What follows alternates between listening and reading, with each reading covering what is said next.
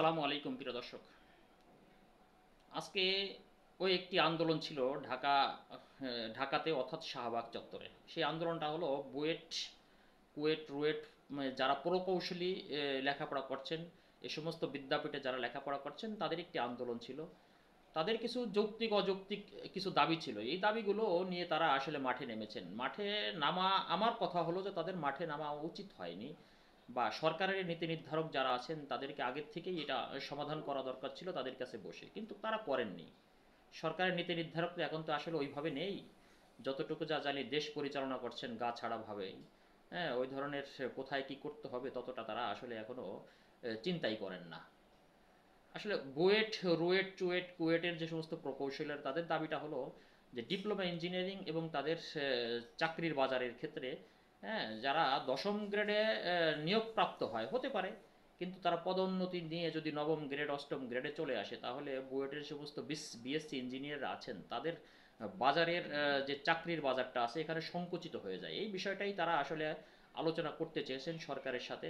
হ্যাঁ, কিন্তু সরকার তাদের এই কথাটা আসলে কোনো রকমই কর্ণপাত করেননি এবং তাদের মাঠে নামতে হয়েছে। এবং মাঠে নামার ফলশ্রুতিতে আজকে যা হয়েছে, এই সমস্ত বিদ্যাপীঠের যে সমস্ত ছেলেরা তারা কিন্তু বাংলাদেশের সর্বোচ্চ মেধার অধিকারী, এবং তাদেরকে কিন্তু বাংলাদেশ বিনির্মাণের জন্য, নতুন বাংলাদেশ বিনির্মাণের জন্য কিন্তু তাদেরকে অবশ্যই কাজে লাগাতে হবে। তাদেরকে যদি অন্য 10টা আন্দোলনের মতো তাদেরকে পিটিয়ে, হ্যাঁ, এই এসএসসি পাস কনস্টেবল দ্বারা পিটিয়ে তাদেরকে আন্দোলন দমানোর চেষ্টা করেন তাহলে কিন্তু কষ্ট লাগবে।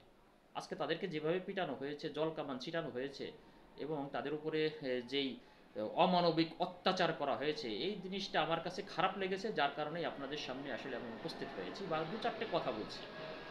সরকারের নীতি নির্ধারকরা, হ্যাঁ, তাদের যে যুক্তিটা আছে বা তাদের যে দাবিটা আছে, এটা বসে সমাধান সুরাহা করা যেত। হুম।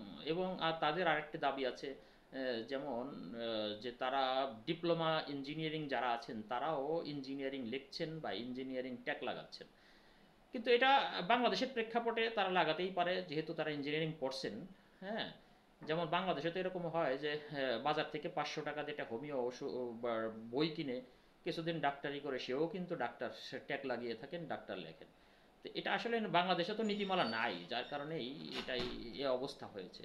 তো যে অবস্থার সৃষ্টি হয়েছে এই অবস্থার মধ্যে আমি মনে করি যে আপনারা যা আজকে যেই অমানবিক অত্যাচার এই সমস্ত স্টুডেন্টের উপরে করা হলো, সেটা কিন্তু আমার কাছে অত্যন্ত খারাপ লেগেছে।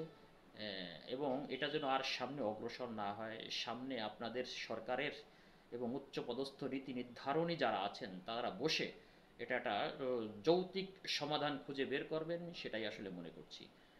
যা হোক, আর কথা বাড়াবো না। সবাই ভালো থাকবেন। আল্লাহ হাফিজ।